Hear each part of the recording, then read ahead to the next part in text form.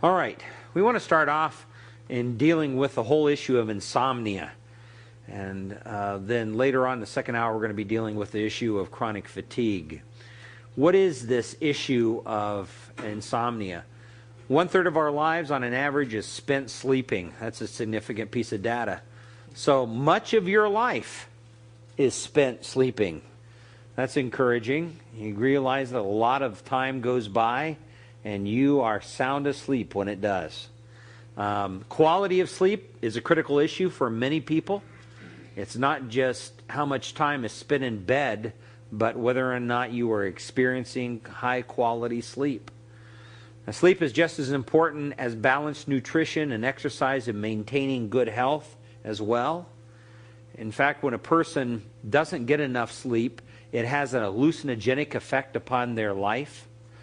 Back just a few years ago, there was a guy who tried to set the Guinness Book of World Records by going, he was a radio disc jockey, and he was going to do 2 or 3 days of continuous broadcasting without getting any sleep.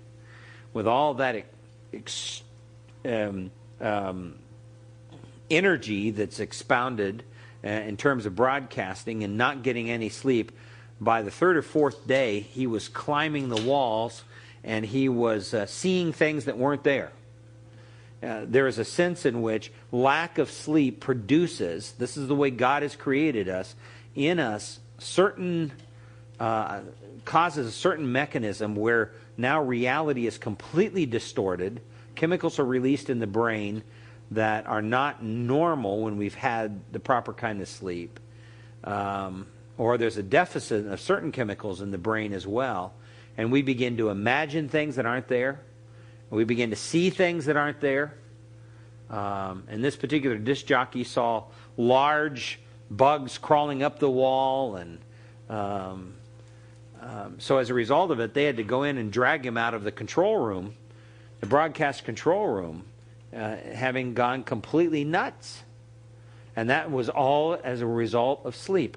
Sleep has this hallucinogenic effect upon people, just the way hallucinogenic drugs do, or lack of sleep has that effect. So if you're not getting good sleep, it will have an effect upon your health and ability to think and your ability to concentrate as well. Your capacity to be able to stay focused on a particular task or a particular problem will be greatly affected if you're not getting the proper kind of sleep that you need to get. It's interesting what has happened, what has been attributed to a lack of proper sleep. These disasters occurred in the wee hours of the night. Some of you probably remember the meltdown at 3 Mile Island in New York State. That happened in the wee hours of the night, in the morning. And there are some who attribute it to the fact that there was sleep cause effect in many of the workers that were supposed to oversee the site at that time. Some of you don't realize, but the Exxon Valdez oil spill on Bly Reef in Alaska occurred in the wee hours of the night. And there are so many who believe that that's attributed to the fact that the people on duty, whether it was the captain or whoever that was on duty of the ship, were so sleep deprived that they made terrible judgments. Or Chernobyl, the nuclear power plant in Russia. It was during the wee hours of the night that that disaster occurred as well. So, or at least the beginning of what occurred, what eventually became a disaster. So all of that was a result of sleep. Now, those are kind of macro effects of lack of sleep. You can only imagine what's going to happen on the micro effects of individual people in their lives when they don't have enough sleep. How it affects, you as a student, your studies, your ability to concentrate, your ability to read, your ability to write when you haven't had the proper kind of sleep. Most adults need about 8 hours per night of sleep on an average. Now, that doesn't fit everybody perfectly, but if we were taking a look at most studies on this, seem to confirm that about, less than probably 1 to 2% of adults only need 3 hours of sleep a night. And those are the type of people that are usually real extreme geniuses. Einstein only needed a couple hours of sleep every night. That's all he needed. Extreme geniuses tend to be the type of people that only need that amount of sleep at night. Some people need 4 hours of sleep, which would be probably about 2 or 3% of the population. There are others who need about 4 or 5 hours of sleep. That would be about 4% of the population. 6 hours of sleep then suddenly jumps up to 10% of the population. 7 hours of sleep jumps way up to 30% of the population. 8 hours of sleep, 45% of the population. 8 hours of sleep. Yes? How do they measure this? I mean, are they taking a survey, or do they... Yeah, obviously they have a representative group, probably about 1,000. That's a kind of a standard norm group. And they survey, they keep strict standards on when they go to bed, when they fall asleep, how long they're asleep. They have to record all this. And functioning properly and stuff like that? yeah, exactly. How they're reacting to life. 9 hours of sleep a night, about 6% of the population. And 10 hours of sleep a night, again, probably about 2 or 3% of the population. So it gives you a little bit of an idea on who needs what. But your average person, average normally functioning person, between 7 and 8 hours of sleep a night is the vast majority of people, by far. And if you're not getting that, somehow you're probably depriving yourself of some kind of sleep. So that's critical. So let's talk about the issue of insomnia in relationship to sleep. Insomnia, not being able to sleep.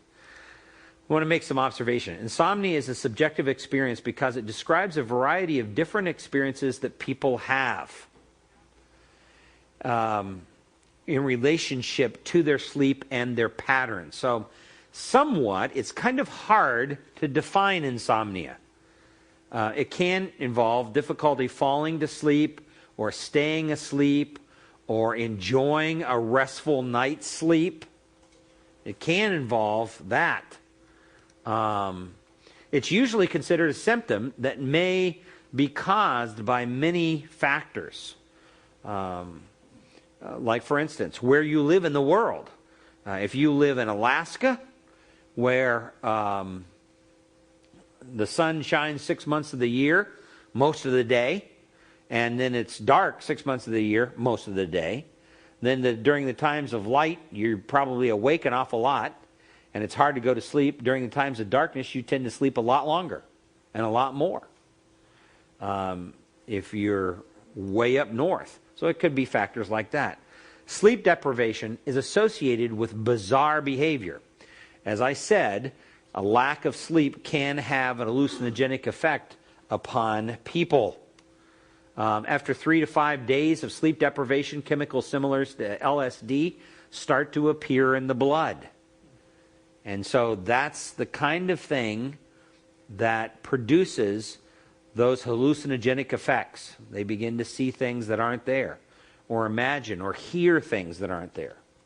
And they begin to think that they're schizophrenic.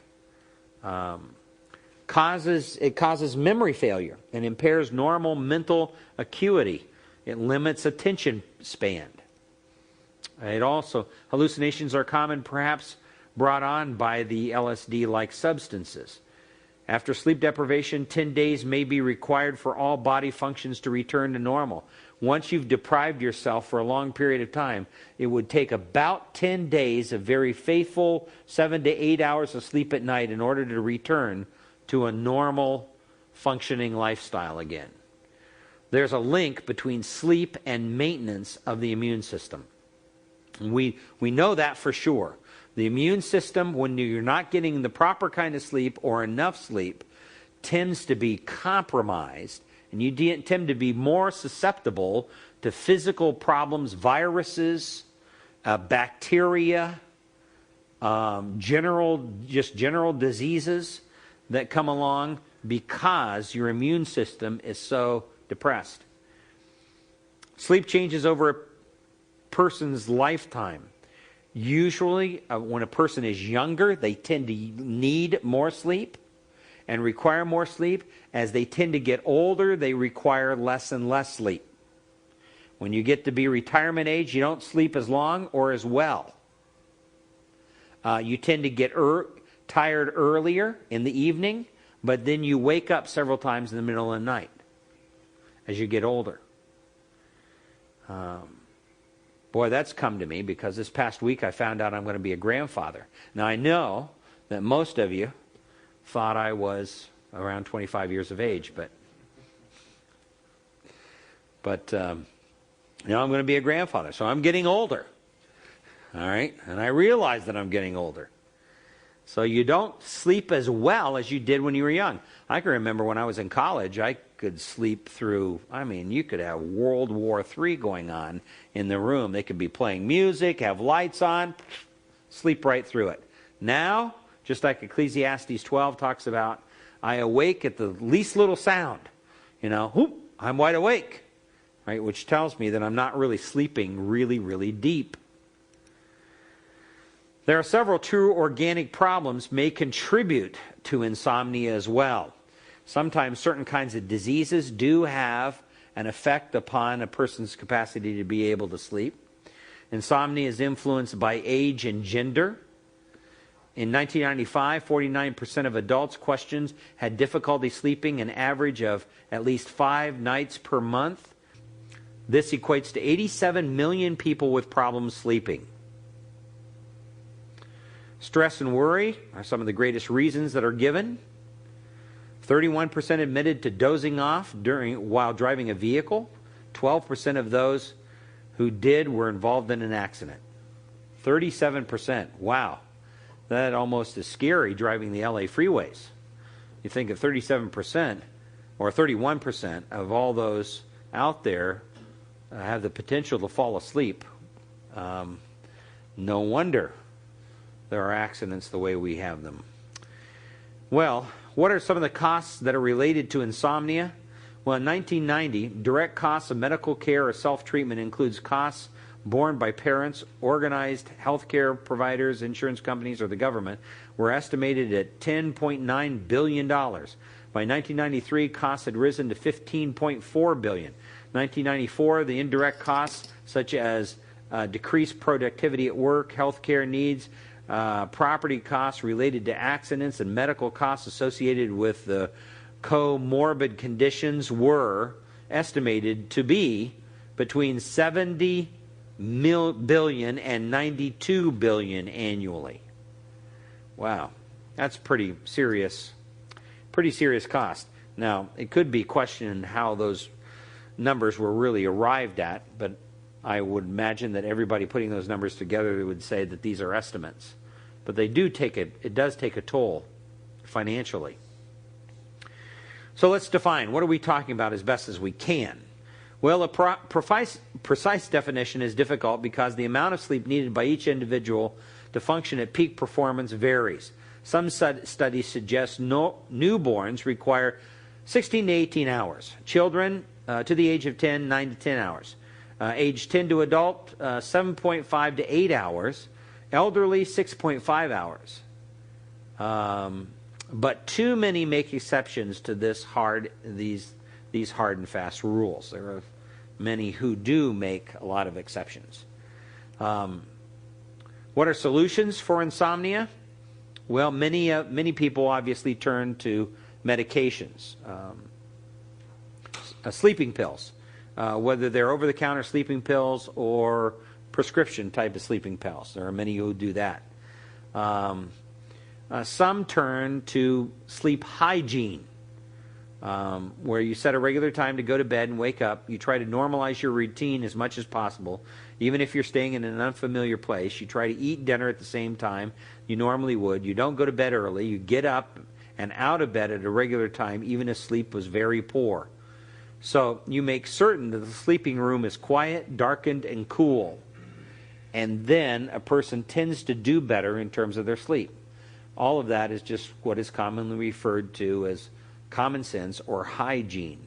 But it's amazing how many people don't practice good wisdom or hygiene when it comes to these kind of issues and in terms of sleep.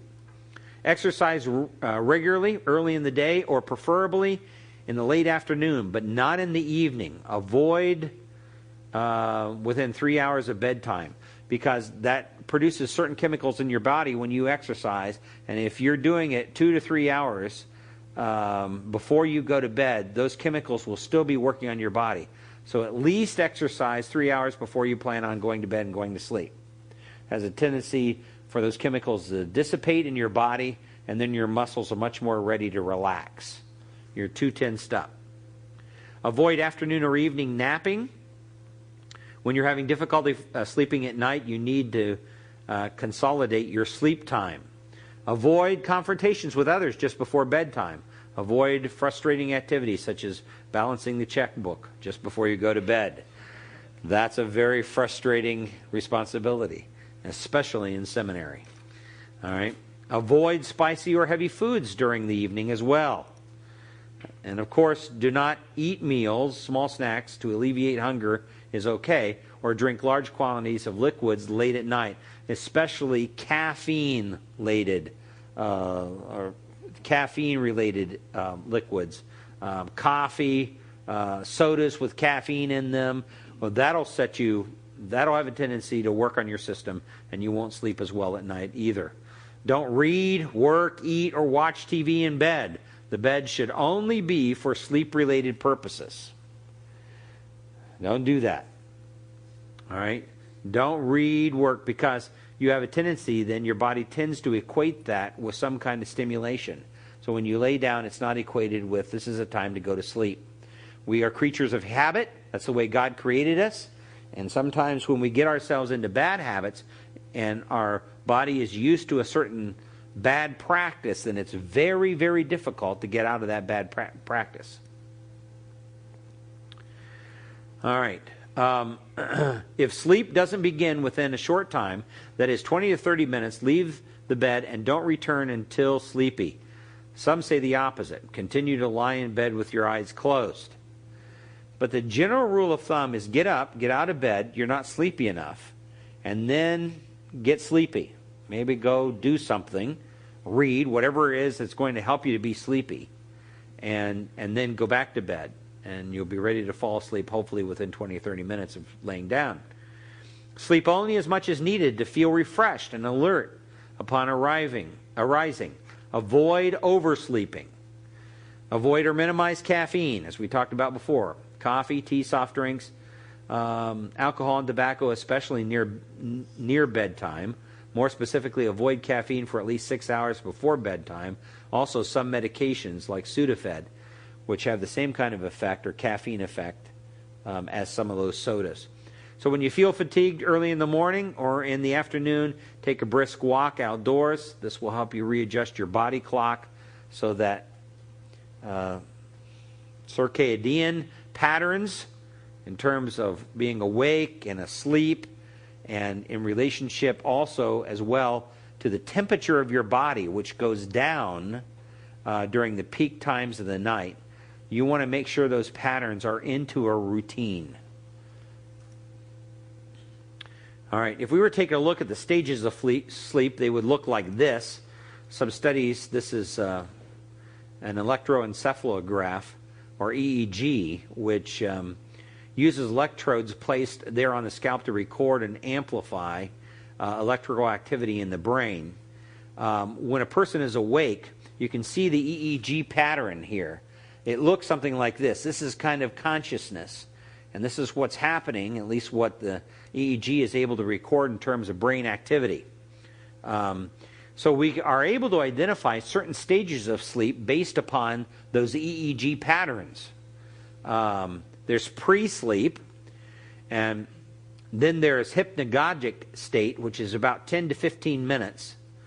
Then there's the state that occurs as a person is just falling to sleep.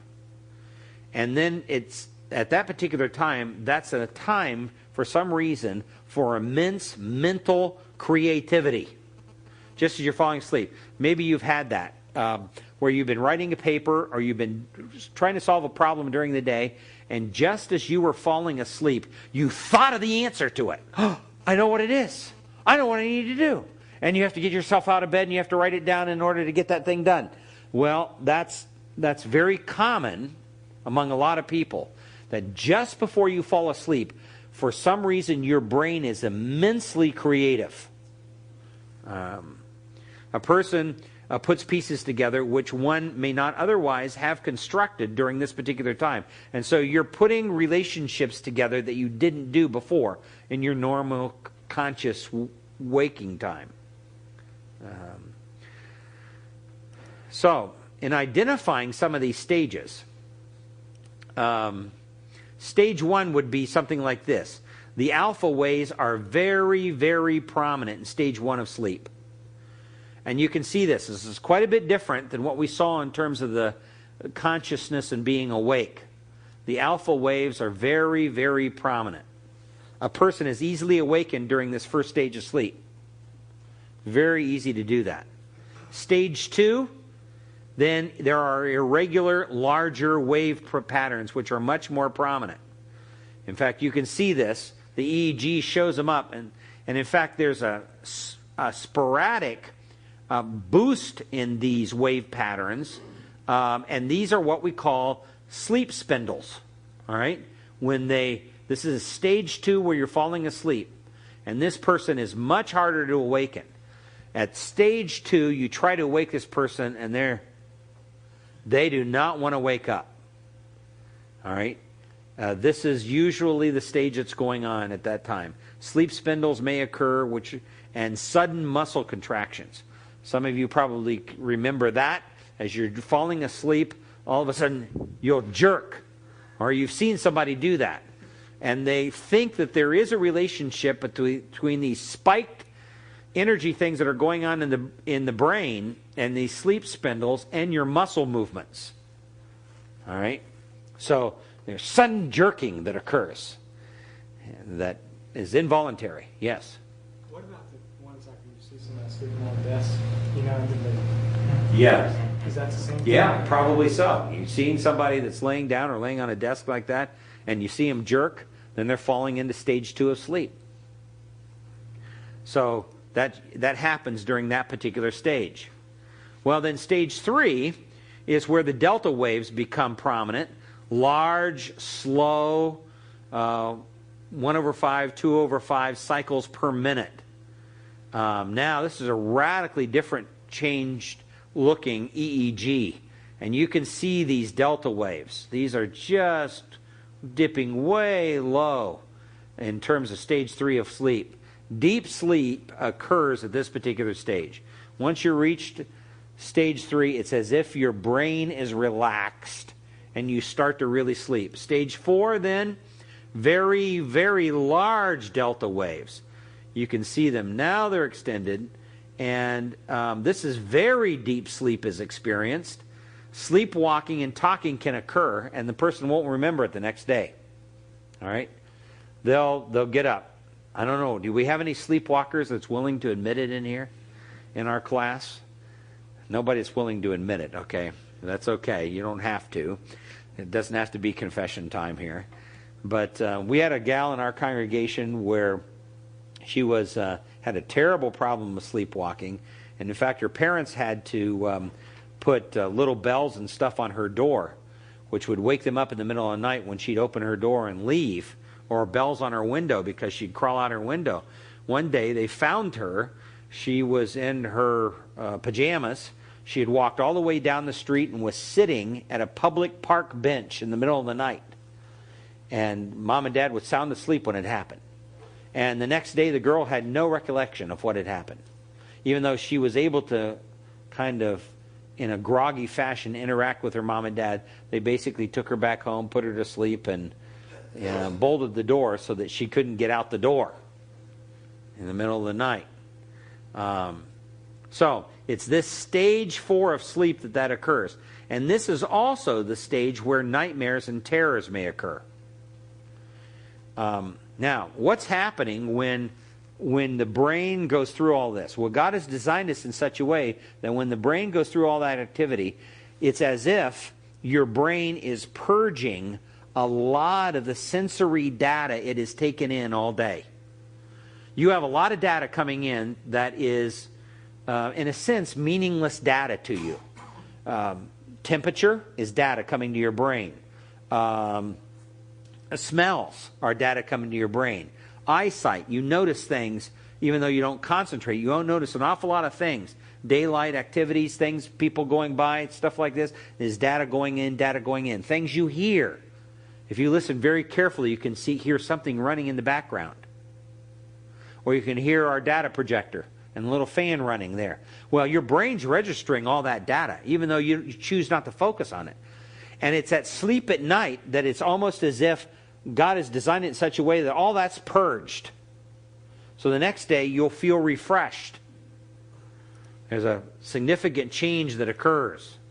So those are the 4 stages of sleep. Now, it's interesting. It's during rapid eye movement sleep, or what they call REM sleep, that sawtooth-looking EEG patterns begin to emerge. A person's eyelids begin to flutter. If you ever watch somebody sleep, their eyelids begin to flutter. And this is where they're in rapid eye movement sleep. REM normally follows a 90-minute pattern. 5 dream periods occur during a typical 8-hour night. So stage 1, 2, 3, and 4. There's this pattern of 5 minutes, then 10 minutes, then 20 minutes, then 30 minutes, then 40 minutes. REM, REM, REM at the end of each one of those, or until wakened. Now, if a person, studies have been done on this, if a person is awakened just before these 5-minute, 10-minute, 20-minute, 30-minute patterns, then they will mentally go crazy if they're not allowed to have REM. There are chemical processes that occur in the brain that causes a person to lose track of reality, just like the hallucinogenic effects, the LSD type chemicals that are released in the brain. But here you are sleeping, you're going through the other stages, but you're not getting REM sleep. So that shows you just how important that REM sleep is overall. If you were to look at a typical night of sleep, you can see this here. A person is awake and they fall to stage 1 sleep, stage 2 sleep, stage 3, stage 4, and then within the first hour and a half they start coming out of it real quickly, and they come clear back up to REM, and they experience 5 minutes of REM. Then they go right back into from stage 1 to stage 2, 3, 4, a little bit, about the same amount of time, an hour to an hour and a half. Then they start coming out of it, and now they got 10 minutes REM. 10 minutes. Then back down. Stage 2, it's stage 3. They don't go clear down now, and they come back out of it, and now they got 20 minutes REM that occurs. Then down to stage 1. Then they have 30 minutes REM. Back to stage 1 or until wakened, hence the 30 minutes. So in an average 8-hour evening of sleep, you experience stage 1, 2, 3, 4, and then REM for 5 minutes. Stage 1, 2, 3, 4 again, REM for 10 minutes. Stage 1, 2, and 3, REM for 20 minutes. Stage 1 and 2, REM for 30 minutes. Stage 1 and 2 again, REM for 40 minutes. And that seems to be the pattern that goes all the way through a normal, we're talking about a normal 8-hour pattern of sleep. If we're to understand the process of what goes on. Aaron? So someone that only needs 6 hours of sleep, then do they compact this, or do they just not get as many REM cycles? They don't get as many REM cycles usually. No, it usually stays at a pretty consistent pattern with people. So, which are really critical. Now you can see, if we were to lay these EEG patterns side by side down the left-hand side of this chart, this is awake, stage 1, stage 2, stage 3, stage 4, and REM sleep. You can see the contrast here. This is awake, and 1, and 2, and you can see these sleep spindles here that occur at 2. Stage 3, then the delta patterns, 3 and 4, the delta patterns are really big. Big delta patterns. Then REM for 5 minutes, and then 10 minutes, then 20 minutes, then 30, and then 40. It looks like this. It gives you a pretty good idea of how this works. If we were to take a look at this, a chart kind of more spread out, down here across the bottom, 1 hour, 2 hour, 3 hour, 4 hour, 5, all the way out to 8 hours of sleep, there seems to be the pattern. This is a person that's awake, and then they go through all 4 stages. They're up to 5 minutes REM, down 3 or all 4 stages, back up to 10 minutes REM, down 2 stages, then up to REM up to 1, and then or stage 2, and then REM for 20 minutes, 30 minutes, and then 40 minutes, all the way out. That gives you a little bit of an idea of how those sleep disorders, how a normal night's sleep, I should say, should go. So what are we talking about? If we were to take a look at this from a biblical perspective, God has given us, in our day and age today, a wonderful capacity with the technology that we have to understand some of the physiology of sleep. But the key thing for us is going to be looking at this from a biblical perspective. Now, there are illustrations of insomnia. For example, if you take your Bible, let's go back to Esther. Esther chapter 6 and verse 1. During that night the king could not sleep, so that he gave order to bring the book of records, the Chronicles, and they were read before the king. So here, the king is unable to sleep. He was experiencing insomnia. If we go to Daniel chapter 2, we can see the same thing true here in the book of Daniel. In chapter 2 and verse 1. Now in the 2nd year of the reign of Nebuchadnezzar, verse 1 says, Nebuchadnezzar had dreams, and his spirit was troubled, and his sleep left him. Here's another example of insomnia, an illustration of insomnia. Now what then are ingredients for a restful night's sleep?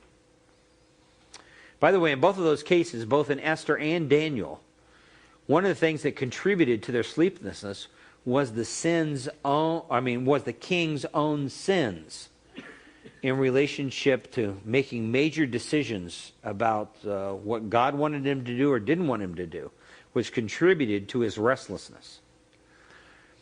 Well, one of the first things, Proverbs chapter 3, verses 13 through 26, deals with the whole concept of wisdom. And verse 13 says, how blessed is the man who finds wisdom, and the man who gains understanding, for its profit is better than the profit of silver, and its gain than fine gold. She is more precious than jewels, and nothing you desire compares with her.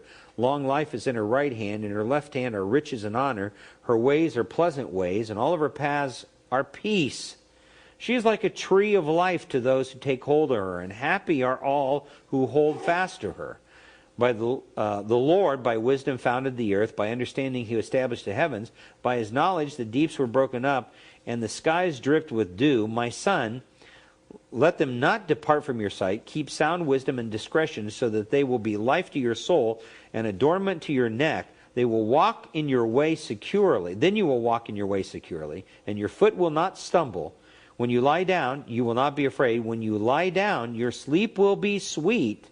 Do not be afraid of sudden fear, nor of the onslaught of the wicked when it comes. For the Lord will be your confidence and will keep your foot from being caught. So you get this idea. A person who pays attention to wisdom, who acts wisely in life, then their sleep is sweet. That's a good way to look at sleep. Who is wise in the general affairs of life, who uses biblical wisdom, who's committed to biblical morality, then their sleep is sweet. They're not plagued by guilt. They're not plagued by irresponsibility. They're not plagued by laziness or being a sluggard. And hence, they have to worry about poverty coming on them. They're not plagued by any of that. They have sweet sleep. So seeing all of life from God's point of view is what a truly wise person is. Thinking God's thoughts after him. Verse 24 says we don't have to have fear at night.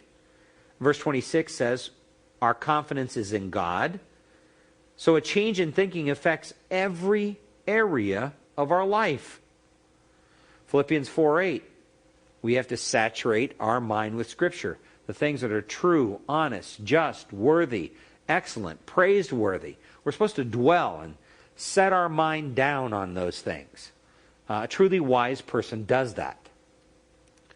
So that's part of the ingredients of a sweet sleep. Fear of God, Proverbs 19:23. Here, in the sense, a God consciousness. Verse 23 says, the fear of the Lord leads to life so that one may sleep satisfied, untouched by evil. So acknowledging his perfect sovereignty and his perfect goodness, and awe and a respect for him that produces the attitude of worship as a habit of life. You're at peace with God, as Proverbs 3 has already talked about. You're at peace because you're following his wisdom. This includes trusting God. When you truly understand who he is and are thus provoked to worship him as a lifestyle, you grow in your trust of him.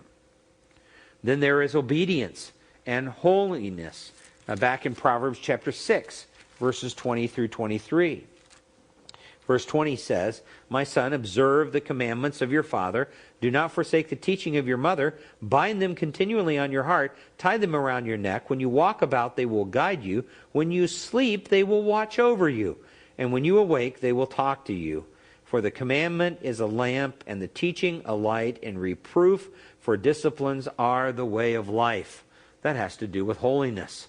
So, when you don't do that, when you disobey, when you're unholy, then there's a corresponding guilt that you carry, and that guilt will plague your sleep. Contentment is another issue. Ecclesiastes chapter 5 and verse 12.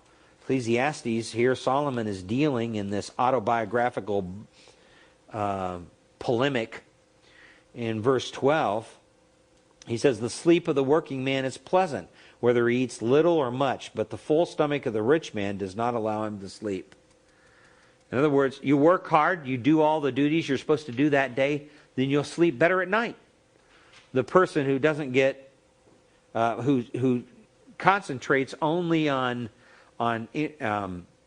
satisfying their own appetite, then doesn't end up sleeping very well.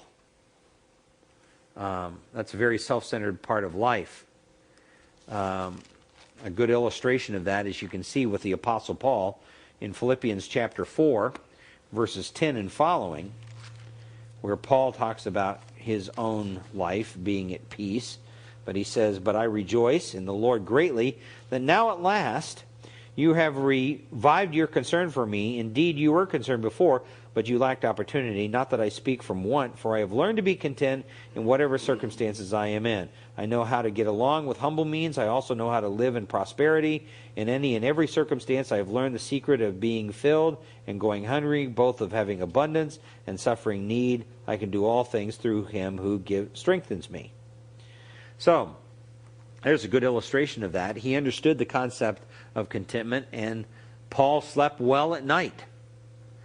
Or we go back to Psalm chapter 4 and verse 8, and here David deals with the whole issue of his own contentment with God, which set his mind at rest. In peace, he says, I will both lie down and sleep, for thou alone, O Lord, dost make me to dwell in safety. Which, by the way, is a wonderful verse to get someone who's struggling with insomnia to memorize. Psalm 4:8. It's a great one. In peace, I will both lie down and sleep, for thou alone, O Lord, dost make me to dwell in safety. But what do you do if I just can't get to sleep, or if I wake up in the middle of the night and I can't get back to sleep? Well, I've got to see the inability to sleep in light of the sovereignty of God. That's vitally important. Believe that these times represents opportunities from God. There's an opportunity for examination. Is it because of guilt? Is it because of sin in my life? Maybe it's a lack of trust in God, or a lack of a biblical mindset that's really oriented towards wisdom. Is that the reason? Or, as the psalmist says in Psalm 139, verses 23 and 24. Let's go over there real quickly and take a look at that. Verses 23 and 24. Search me, O God, and know my heart. Try me and know my anxious thoughts, and see if there be any hurtful way in me, and lead me in the everlasting way. So the psalmist here, David says, search me. I want you to know me. Sleeplessness, his anxiousness was an occasion for him to have God do some evaluations of his life. Is he doing the right thing? It's an opportunity for meditation as well. As Psalm 119, verse 148 talks about. My eyes anticipate the night watches, that I may meditate on thy word. Or Psalm chapter 16 and verse 7. Psalm 16 and verse 7 has to do with meditation as well.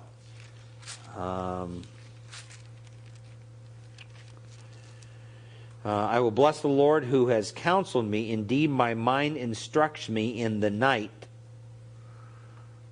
So he meditates on the things of the Lord in the night. And then there's Psalm 77 and verse 6. Psalm 77 and verse 6. Where this is a psalm of Asaph. Verse 6, I will remember my song in the night. I will meditate with my heart, and my spirit ponders. Or there's Psalm 77, verses 11 and 12. I shall remember the deeds of the Lord. Surely I will remember thy wonders of old. I will meditate on all thy work, and muse on thy deeds. Or, going back to Psalm 4:4, where the psalmist here says, tremble and do not sin. Meditate in your heart upon your bed and be still. Selah. So it's an opportunity for meditation. It's also an opportunity for communication. Psalm 4:1. It's an opportunity ultimately to pray to God. When we're experiencing sleeplessness in the middle of the night, this is a great opportunity to use the time wisely. Answer me when I call, O God of my righteousness. Thou hast relieved me in my distress. Be gracious to me and hear my prayer. Or Psalm 77 again, back to what Asaph has to say. Verses 1 and 2. He says, my voice rises to God, and I will cry aloud. My voice rises to God, and he will hear me. In the day of trouble I sought the Lord. In the night my hand was stretched out without weariness.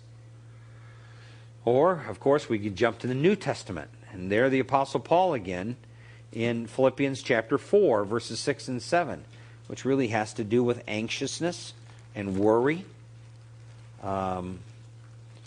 Where he says in verse 6, he says, be anxious for nothing, but in everything, by prayer and supplication with thanksgiving, let your requests be made known unto God, and the peace of God, which surpasses all comprehension, shall guard your hearts and your minds in Christ Jesus.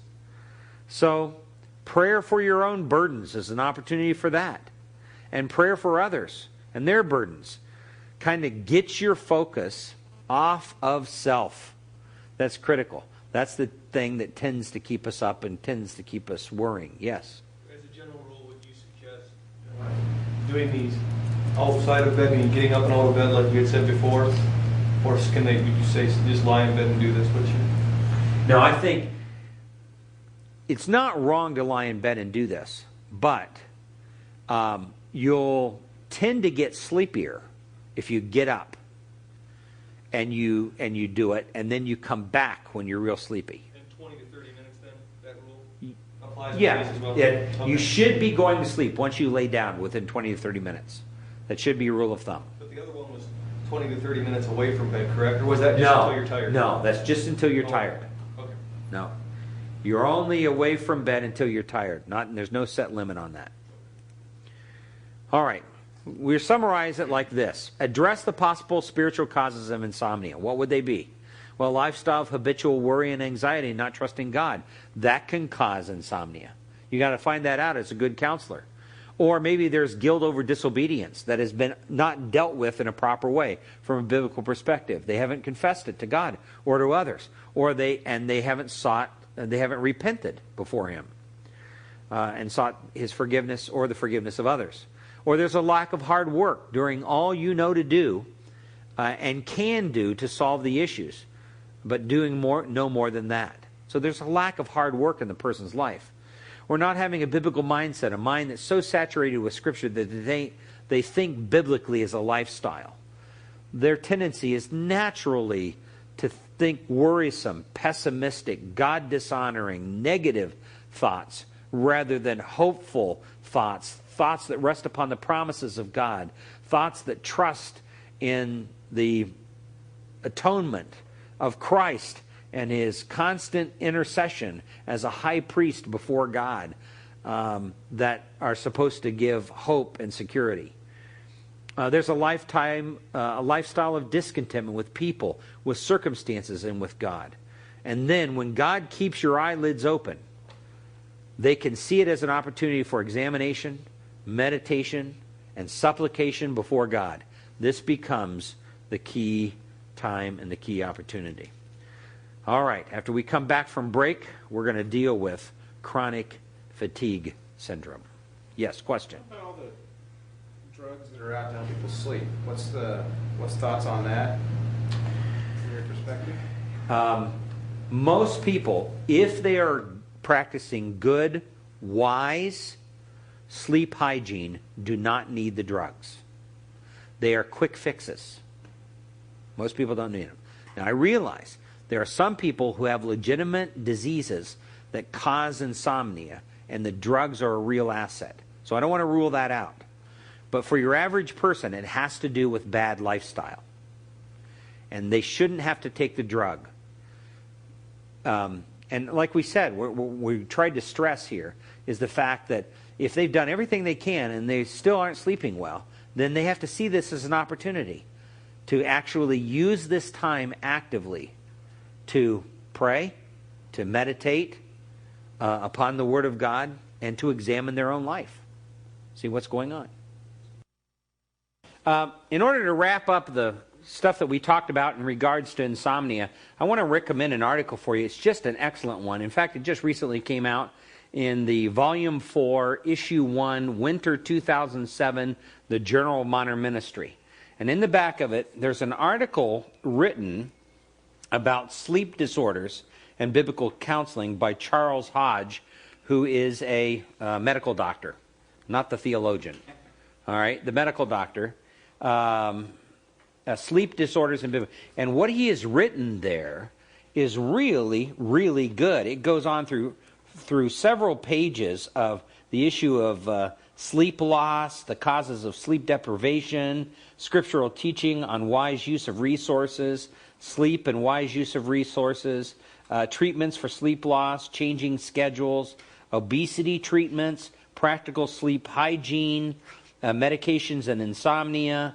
And then he talks about, in one of the charts there, medical diseases and disorders that are known to affect sleep. This list is by no means exhaustive, but menopause will do it, benign prostate hypertrophic trophy, I should say, obesity, bursitis, obstructive sleep apnea, cancer, peptic ulcer disease, chronic pain, reflex systematic dystrophia, circadian rhythm disorder, REM behavior disorder, cough, restless leg syndrome, fibromyalgia, rheumatoid arthritis, gastroesophageal reflex, seizures, and and heart disease. So that gives you just a little sampling of lists, and then he has the medications that are known to affect sleep, and this is not an exhaustive list either, but he talks about the variety of different drugs and medications that affect sleep as well. That is it's a superb, very well-written article. It's the Journal of Modern Ministry. You may want to it's worth it just to pull a copy from the library and run a copy of this to put in your files. In fact, the next time I teach this class, probably one of the things I'm going to do is I'm going to excerpt this article and actually try to see if I can reproduce it. But it's in Journal of Modern Ministry, Volume 4, Issue 1, Winter 2007. So you may want to pay attention to that. Well, let's see if we can turn our attention to chronic fatigue syndrome, CFS, often referred to. And there, again, is a wonderful section on CFS in the Christian Counselor's Medical Desk Reference written by Robert Smith. In fact, beginning on page 167, counseling those with chronic fatigue syndrome. And if you want a more exhaustive treatment of this from a medical doctor point of view, I recommend that you read this particular article. So we're going to kind of deal with similar things that he talks about in this particular article, somewhat from a different perspective than he does here, but it all ends up the same place and in a sense in the same way. He even talks about Epstein-Barr, the virus, and how that is the most frequently used theory is that chronic fatigue syndrome is caused by Epstein-Barr virus, and the EBV virus. So, and there are some pamphlets and some physicians who actually endorse that. Now, what is chronic fatigue syndrome? What are we talking about here? Well, according to Dr. Smith, he says, the title fairly well describes the condition. One of being tired all the time for a long time. Yet, for some reason, this problem seems different from the complaint that plagues many busy people. How does CFS differ from the fatigue of normal life? And then he talks about even the medical literature is somewhat vague about that. But how that is a critical question. How does chronic fatigue syndrome differ from just normal fatigue? You're just flat out tired because you have been exhausting yourself for a long time. Well, let's make some observations about this. Number one, CFS is not fatal. It's not a fatal disease, never was. Number two, this is a good thing, it's not progressive. It's not progressive. And what we mean by that is it doesn't seem to progress to higher or different stages. It usually, once it's acquired, seems to stay the same. Thirdly, there's no cure. And part of the reason that there is no cure is because it's very, very difficult to diagnose. That makes it very, very difficult to diagnose. Some say up to 24% of the population actually is affected by CFS. Symptoms last about 2.5 years and then return to normal after that. 2/3 of the people that are affected by it are women, 15 to 34 years of age, 2-to-1 over men.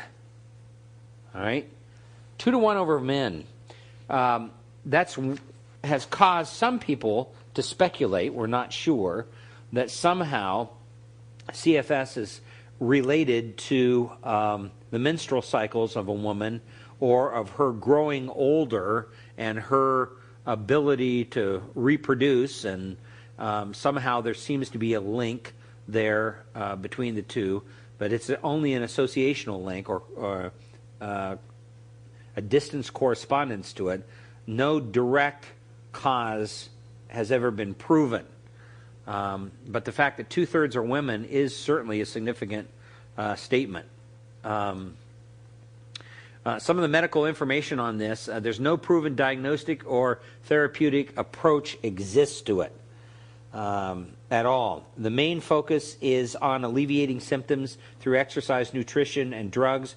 Oftentimes Prozac, Xanax, or some kind of placebo seems to work. And the placebos, again, like we talked about in relationship to depression, here seem to work just as well as the Prozac and the Xanax. in terms of treating CFS. At one time, it was thought it was caused by Epstein-Barr virus, but 90% of American adults have an antibody for this. So that wouldn't account for 24% of the population still having it if it was an EBV virus that was causing it. There are other proposed causes of this as well, like environmental toxins, and a lot of diseases that aren't diagnosed, often it goes back to environmental causes and toxins, and some have been proven to be true. That could be an issue. Other types of viruses that have yet to be diagnosed or identified. Increase in stress is another issue. Heredity could be an issue, that it would run in families then. There have been no studies, to my knowledge, that have demonstrated that. Some have suggested it, but not demonstrated it as a hard fact. Too much exercise. There are some people that believe that too much exercise is actually what brings on chronic fatigue syndrome. Or, and this is interesting, saliva. All right, that there is something in the chemical balance of the saliva that changes the condition of the body in relationship to chronic fatigue syndrome. Well, if we were to take a look at this, the criteria, both are required here, major and minor criteria. Major criteria, new onset of persistent or relapsing debilitating fatigue or fatigability in a person who has no previous history of similar symptoms, that does not resolve with bed rest, and that is severe enough to reduce or impair average daily activity below 50% of the patient's pre-morbid activity level for a period of at least 6 months. So that would be part of the major criteria that would define CFS. Exclusion of numerous other clinical conditions that could produce similar symptoms include malignancy, autoimmune disease, bacterial, fungal, or parasitic disease, localized infection, disease-related to immune deficiency virus, which is the HIV infection, chronic inflammatory disease, neuromuscular disease, endocrine diseases, drug abuse, side effects of chronic medication or other toxic agent. So, it's interesting. There could be a relationship between these, but a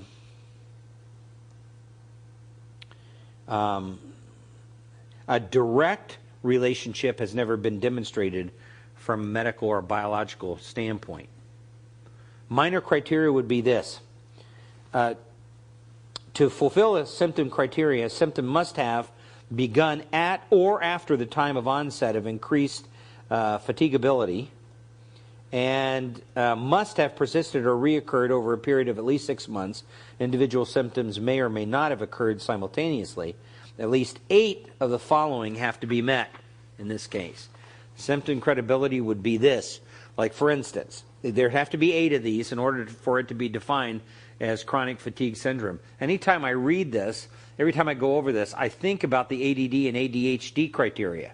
I mean, it's very, very similar, where you've got to have a certain number of each one of the categories that are listed there in order to be definitively diagnosed with AD or ADHD. Has to be mild fever, oral temperature between 99.5 and 100.5, or chills. Sore throat, another common issue that's there. And, of course, that's what really causes a lot of people to think that it's directly related to the Epstein-Barr type of virus or a similar type of virus. Painful lymph nodes in the anterior or posterior cervical or axillary distribution, or unexplained generalized muscle weaknesses, or muscle discomfort or myalgia, generalized fatigue for at least 24 hours after previously tolerated exercise, generalized headaches, unlike any previous pain, migratory arthralgia without joint swelling or redness, neuropsychologic complaints, one or more of the following: photophobia, transient visual scotoma, forgetfulness, excessive irritability, confusion, difficult thinking, inability to concentrate, depression. Wow, that describes most seminarians. Right, and the NTI exam. That's right. Sleep disturbance is another thing. And description of the main symptom complex within hours or days. Now, you need about 8 of those 11 to really be definitively diagnosed with chronic fatigue syndrome. What's the physical criteria then? It must be documented by a physician on at least 2 occasions, at least 1 month apart. Low-grade fever, as we saw earlier in that criteria. Exudative pharyngitis, which basically has to do, as you can see, with viruses or sometimes bacteria from a cold, flu, or sinus infection that involves the throat. Or palatable or tender anterior or posterior cervical or axillary lymph nodes.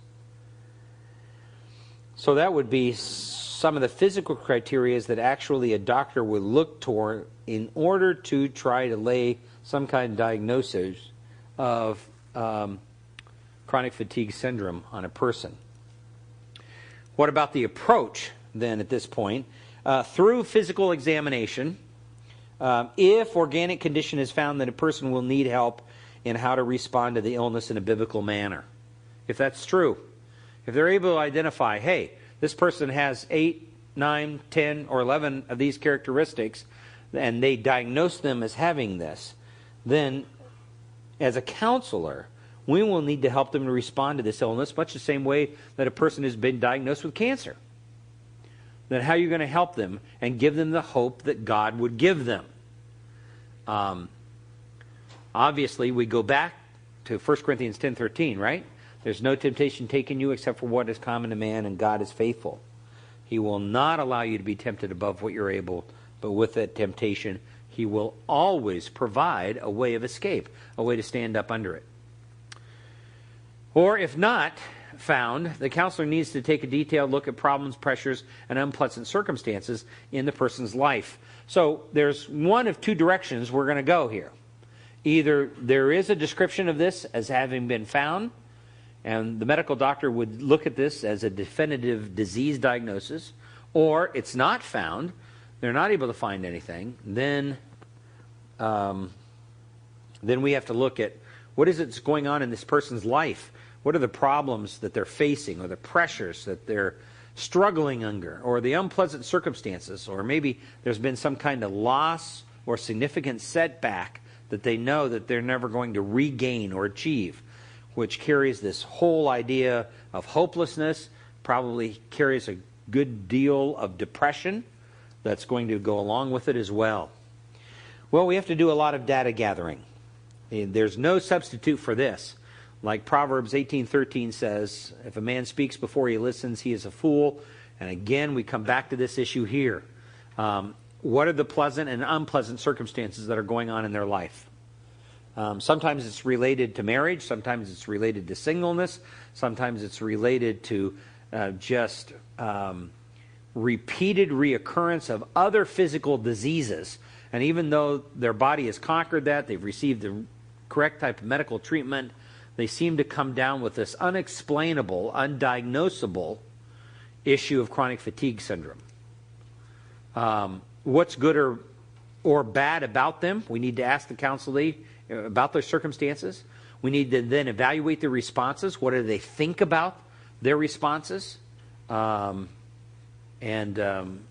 and teach them how to respond to them in a godly way, do they see them through God's eyes, or are they resentful? Do they see these circumstances that they're facing as part of the sovereign unfolding of God's plans? And this is where verses like Ecclesiastes chapter 7 and verse 14 comes in.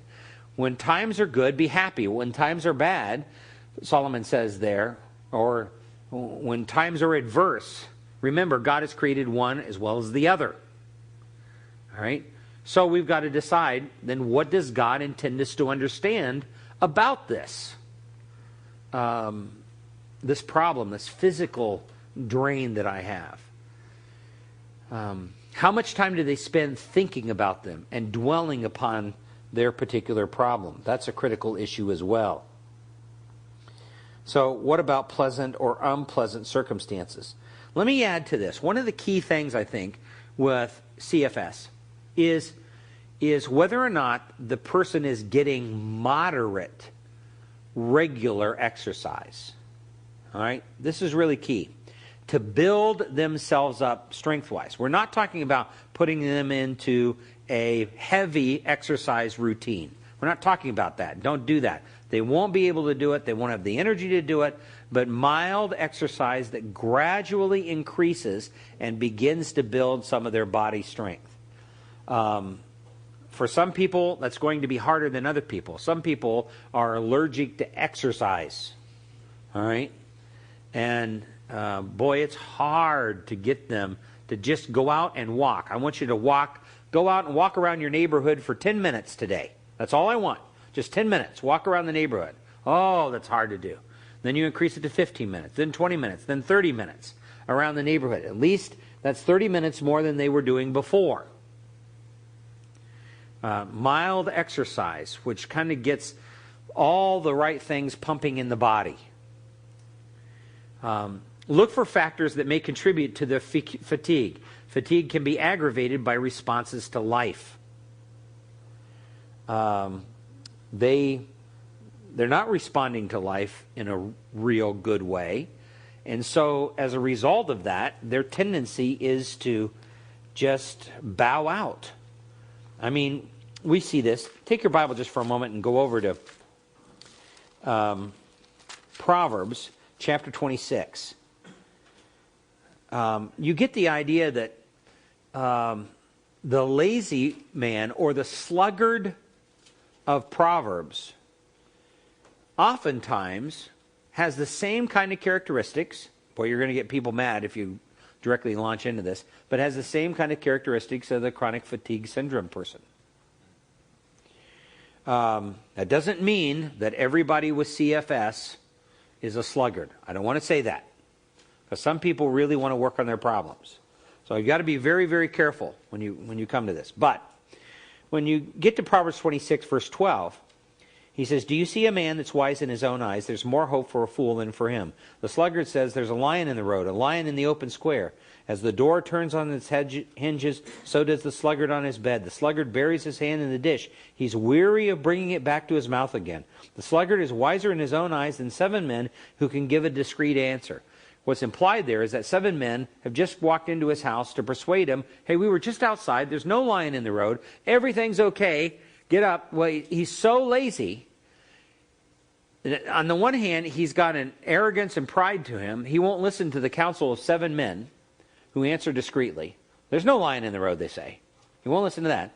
On the other hand, he's so lazy, he doesn't even have, and I know that this is kind of an ancient analogy, have enough energy to lift the food to his mouth and to feed himself. Sometimes a person that's suffering from chronic fatigue syndrome is like that.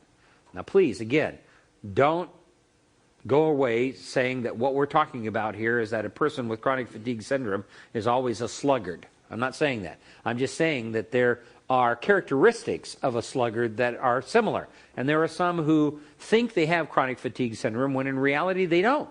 They're lazy. They are sluggards. And as a result, there has been just a general running down of their body. And when their body gets run down, then they don't feel good. And they're susceptible to more colds and more viruses and more disease than the average person. And so it has a physical effect on them. Furthermore, there's frequent thoughts of unpleasantness of fatigue. And they start to, the thoughts of that drive them into depression.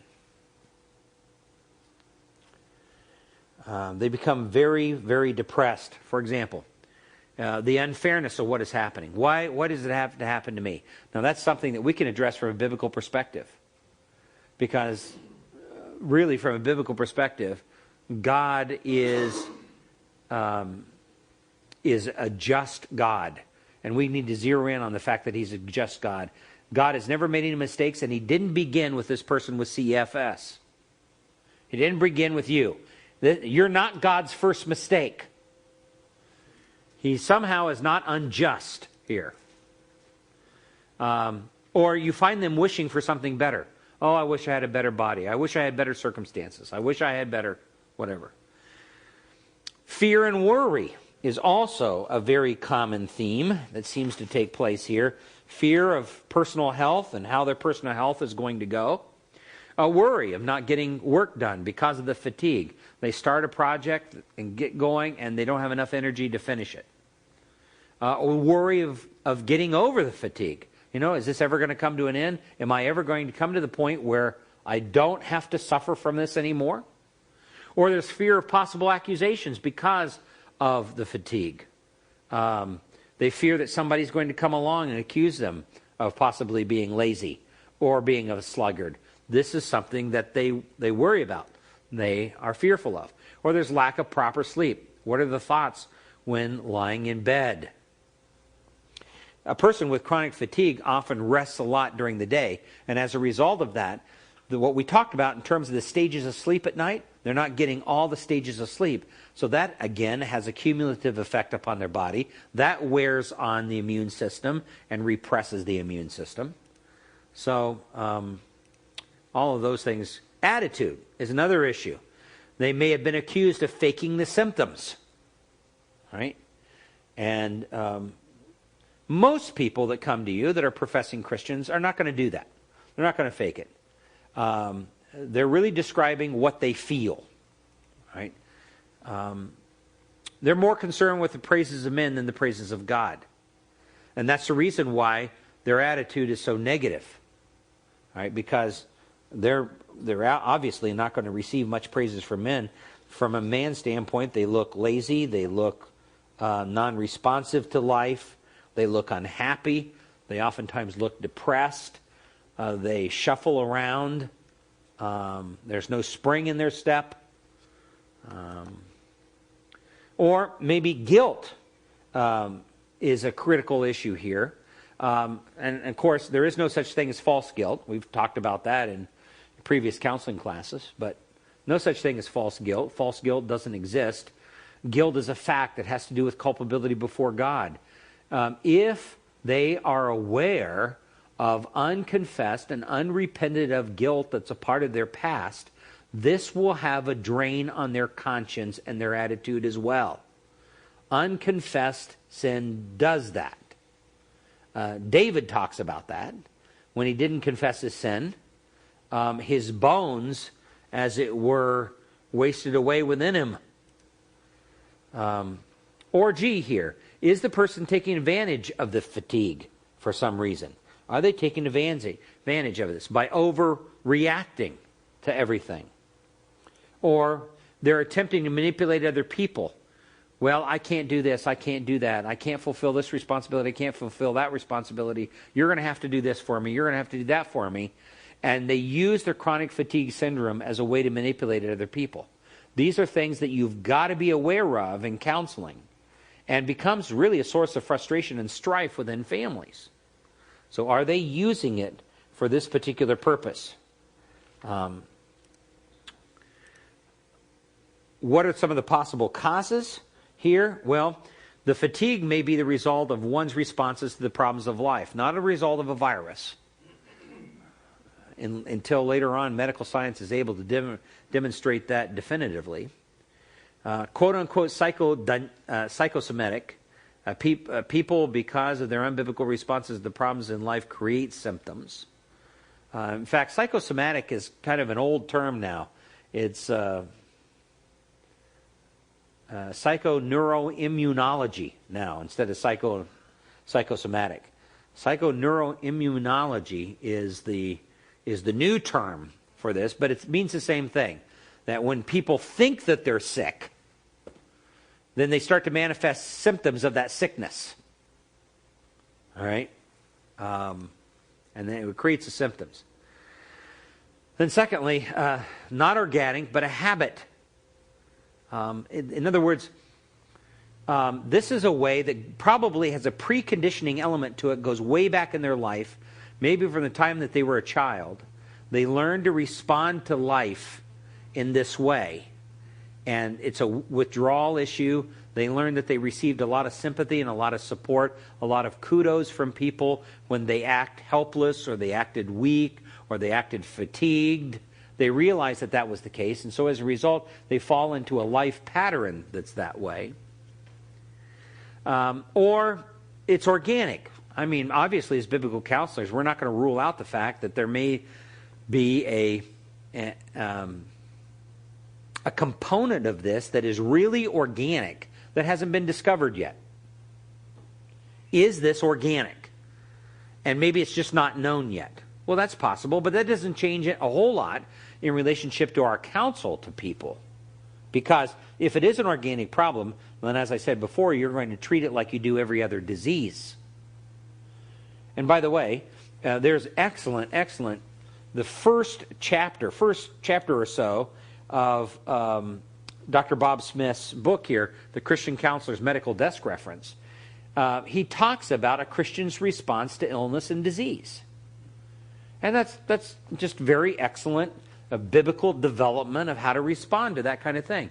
In this particular case, if it is organic, then you can teach them, hey, listen, we live in a sin-cursed world. Disease is a result of that sin-cursed world. And we're all infected with some kind of disease, one way or the other. And the key is not so much whether or not I have a disease. The key is my response to it from God's perspective. How am I handling that? Which brings us to the issue of unbiblical responses. So, oftentimes you are able to identify people with CFS. They have unbiblical responses. This energy has been used in a non-constructive manners without benefit of relaxation from the fatigue. Some of the examples of this: worry, which is a concern over the future.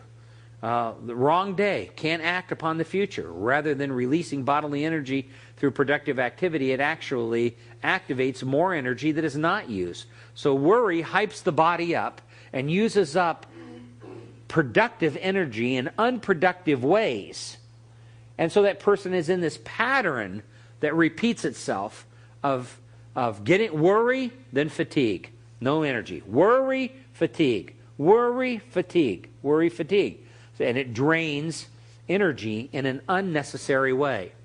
Or there's focusing on unsolved problems, and the discomfort from them also wastes the energy and hinders the restful sleep. Anytime a person focuses on unsolved problems, then they're not thinking in a God-honoring way. They're not focusing on God's promises. They're not focusing on God's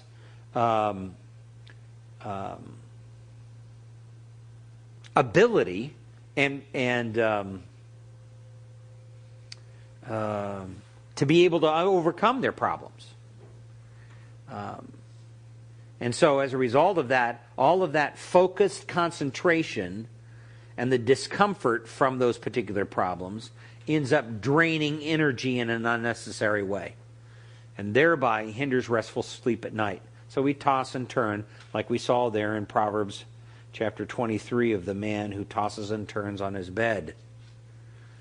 Or there's overwhelming desire to be rid of fatigue can also be a contributing factor. In other words, the main focus of their life is to get rid of the fatigue. So they run all over the place. They seek nutritional ways to get rid of the fatigue. They seek medical cures, obscure ones, maybe in foreign countries to get rid of the fatigue. They're running all over the place in order to find, as if the whole goal of their life is to get rid of the fatigue. No, that's not the whole goal of their life. The goal of their life is to honor Christ and to serve Him. If they can find an answer to the fatigue, that's fine. If they can't, then they have to trust the sovereignty of God in their life. They don't allow their life to be consumed.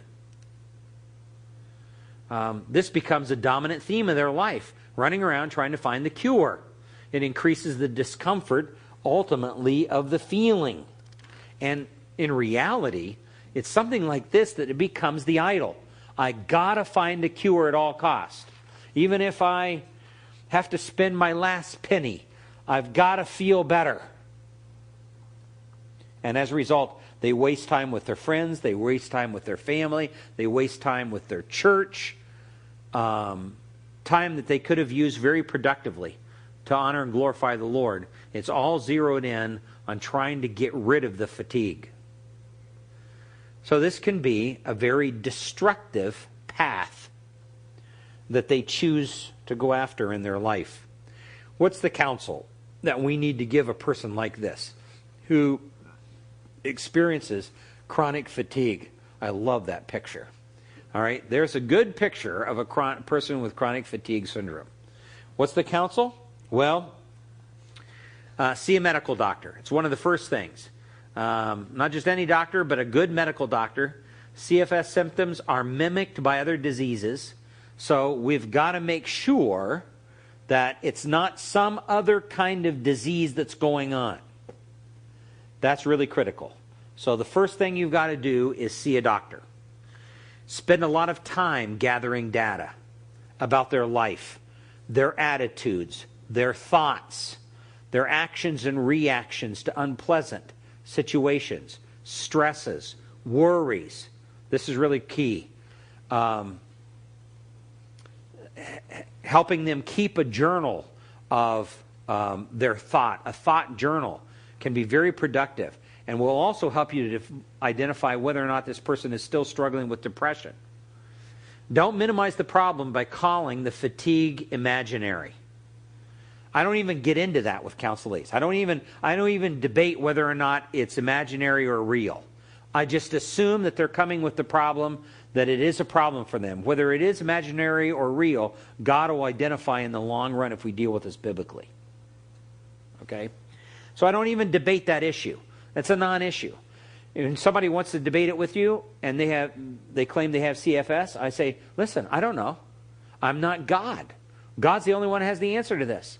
But I do have a very clear direction from His Word on how we need to go about handling this or looking at it. It is a real symptom. All right? It is a real symptom. We're not calling it necessarily a real disease, but it is a real symptom in this particular case. What are the reasons for the illness? Well, as we alluded to just a minute ago, the curse of sin is part of the reason. Sin engendered as well. There are some things that we do that bring on, we handle our life, we don't treat our bodies well, and that brings on certain diseases as well. That's sin engendered diseases like James 5:15 and 16 talks about. Or maybe, as the Apostle Paul acknowledged, maybe it's the type of thing that is to prevent sin in that person's life. Paul had a weakness, a thorn in the flesh. Whether that was a person or a disease, we can go back and forth and debate on that. There's different theories that run around there. What is that thorn in the flesh? Paul had a thorn in the flesh, and he said that God had given it to him because of the surpassing greatness of his revelations to keep him from becoming too proud. So is there a possibility that this chronic fatigue syndrome is actually a tool of God to enable this person to be more holy? Is that a possibility? And this is something that they're going to actually struggle with for the rest of their life. But it is to be looked at as a very positive thing, not negative, that it's God's tool of sanctification in their life. And can they view it almost the way the man who was born blind in John 9, can they view it as something ultimately that brings glory to God. So as a result of this, it results in a healing. Or his healing resulted in bringing glory to God. Can this, whether that person is healed or not, bring glory to God? Even if they're not healed, is that a possibility? Well, if there is no organic cause, then look for unbiblical responses to life. And especially what you're dealing with here is patterns. You're looking for patterns, attitudinal, and actions and reactions to unbiblical things of life. Where are those patterns? How have they formed in their thinking and behavior? Help your counselor see that it is idolatry when getting rid of the fatigue is more important than pleasing God and being responsible in spite of the fatigue. And that's when then getting rid of it becomes the reigning, ruling motive of the heart that drives and controls them. Remember, the symptoms, again, are real.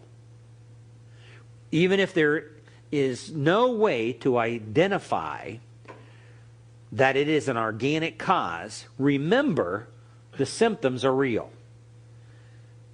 You may need to help in scheduling, discipline, taking thoughts captive. You can't expect as much from a chronic fatigue person in terms of actual mental or physical exertion, but you got to expect something. And so you may have to schedule, even though compared to the normal person, it's not a very rigid schedule. You may have to talk about discipline issues, but compared to the normal person, it's not as rigid. Or taking thoughts captive, their ability to concentrate is not as great. But you're still aiming at a goal. You're helping them reign in their life and control what they can control to God's honor and glory. Focus on how one can glorify God and increase effectiveness of ministry. How can that happen? All right, so you have chronic fatigue syndrome. How can you glorify God and increase your effectiveness as a result of this? That's the real critical issue. If it is organic, then pleasing God is possible even if the fatigue does not leave. Even if it becomes a persistent thing that goes on indefinitely, then we can learn to please God. It's the person who produces fruit in the midst of those stresses that's key. Change the focus to pleasing God rather than getting rid of the fatigue again. That's a major theme here. The problem now is their response to it. It's not getting rid of this fatigue. It's how they're going to respond to it. How they're going to allow it to shape and deform their thoughts, their activities, their decisions in life. How is it going to do that? How can this be used to glorify God again? We come back to that question. All right, if it is an organic thing and they're suffering from it, then how can God take this disease and bring glory to himself in my life? We can see this in John 9:3 with the man born blind again. In 2 Corinthians 12, 9 and 10 with the Apostle Paul again, where his strength is made perfect in my weakness. So the grace of God is exalted there. Or James 1, 2 through 4. We're supposed to consider it joy when we face all kinds of trials and different temptations. How can we be joyful in the midst of that? And then ultimately, here's the key thing. And this is the key on whether or not this person is really interested in working on this God's way. Are they able to thank God for it? When they get to the point, when your counseling gets to the point where they say, I am thankful to God for what has happened to me. When that happens, then you know that their thinking has changed. You know it's headed down the right direction. Ephesians chapter 5, verse 20 says, always giving thanks for all things in the name of our Lord Jesus Christ to God, even the Father. So, in all things, that includes even chronic fatigue syndrome and facing chronic fatigue syndrome. F, then, see the problem as something used by God to develop the character of Christ in the individual's life. See the problem as being used by God to develop the character. Romans 8, 28 and 29.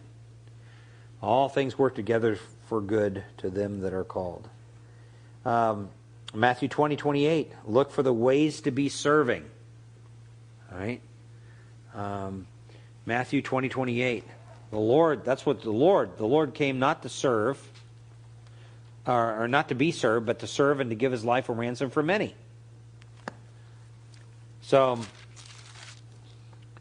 the Son of Man did not come to be served, verse 28 says, but to serve and to give his life a ransom for many. So how can they do that?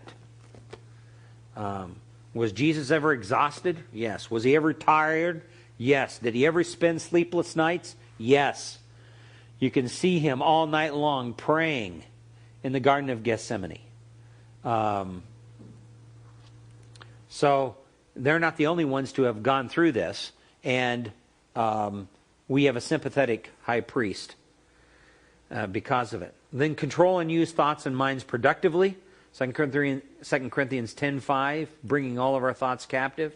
Use our mind for praying, reading, and other profitable things. Lying awake at night. Meditate on Scripture rather than thinking about unpleasantness. Replace habit of focusing on symptoms to focusing on whatever things are true, honest, just, worthy of good report. Anything that's praiseworthy, think on these things. The primary goal, again, should be pleasing God. 2 Corinthians 5:9, Paul says, I make it my goal to please him. Don't try to manipulate God or use God as a magic genie in order to get rid of your problems. Don't use that.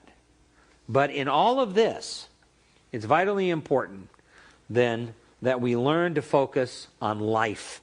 On life. Now, here's some closing passages I want to point your attention to as we bring this to a close. But Psalm 118 and verse 24. Psalm 118:24, where it says, This is the day which the Lord has made. Let us rejoice and be glad in it. In 2 Corinthians, the Apostle Paul, 2 Corinthians chapter 9 and verse 8. 2 Corinthians 9:8. Where he says, And God is able to make all grace abound to you, that everything, having all sufficiency in everything, you may have an abundance for every good deed. Then there's 2 Corinthians 12, 8 through 10.